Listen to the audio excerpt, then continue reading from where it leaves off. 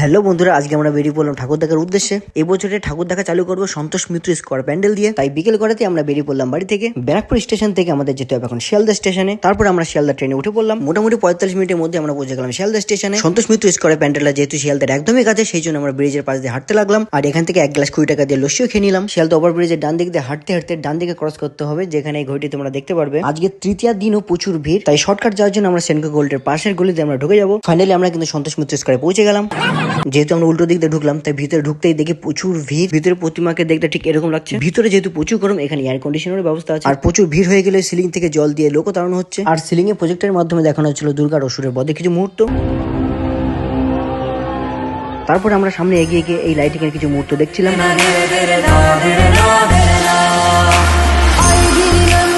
সবাইকে ধন্যবাদ, ভালো লাগলে ভিডিও লাইক